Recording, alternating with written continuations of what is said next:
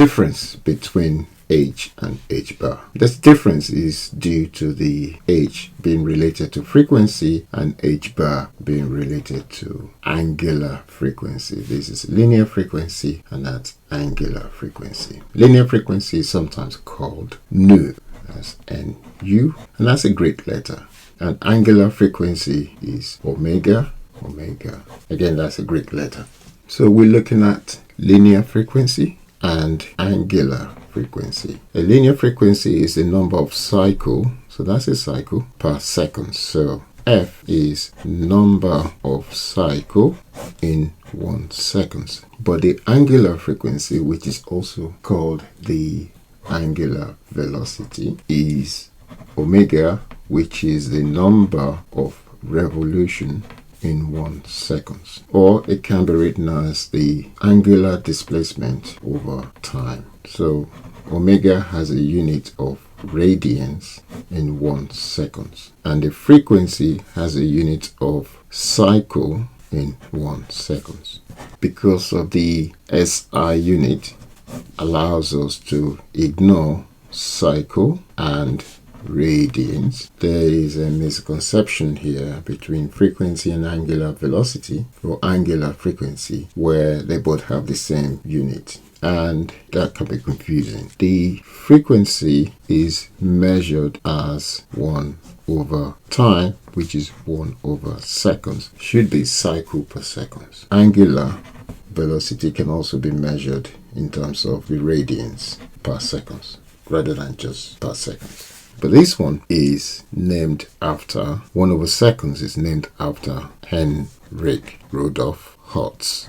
And he was born in 2002, 1857, and died in 1894 at the age of 36. He died young. But this, due to his work in physics, the frequency was named after him. 1 over seconds was named after him, and that's in hertz. And now come to the relationship between frequency and omega. Well, if you do 1 cycle, 1 complete revolution, but before you get to revolution, you sustain an angle theta going from A to B. This is your angular frequency, which is angular velocity, same thing, and that is theta over time. And if you do a complete cycle, which is 2 pi, the length, which is distance travel over time, last time the distance travel from A back to A is 2 pi over time. The time here will become period. So capital T is called period because it's the time to take to complete 1 cycle. And we can then write, we know frequency can also be 1 over period. So therefore, omega is 2 pi over period, which is 2 pi times 1 over period, which is 2 pi f. Therefore, with frequency and omega, so we know omega is 2 pi f, which implies f is omega over 2 pi. 1900, Max Planck proposed that energy is h times the linear frequency, and this was supported in 1905 by Albert Einstein, that E equals hf, relating that to the angular frequency. So we can write that E can be written in 2 ways in terms of the, let's put it here, E can be written in 2 ways in terms of the angular frequency or in terms of the linear frequency. If I was to write E in terms of angular frequency, I would write E equals, well, I know the linear frequency E equals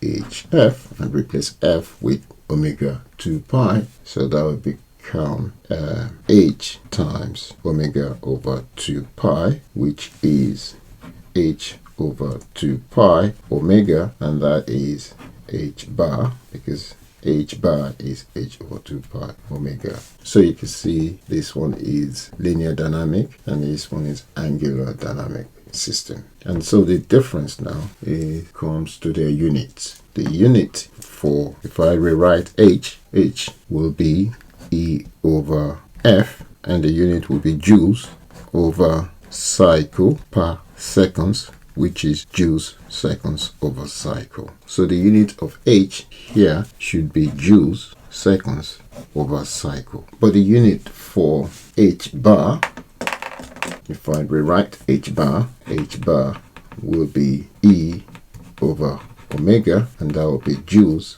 over radians over seconds, and that unit should be joules seconds per radians. So the unit for the H bar will be joules seconds per radians. And that's the difference between them. The H bar is relating to the angular dynamic system, and this H is relating to the linear dynamic system. Presenting E, we can present that as HF, and when we present in E also, we can present it as H bar omega. Same energy presented in a different form. The value of H is 6.626 times 10 to power minus 34 joules seconds per cycle, and the value of H bar is 1.054 times 10 to power minus 34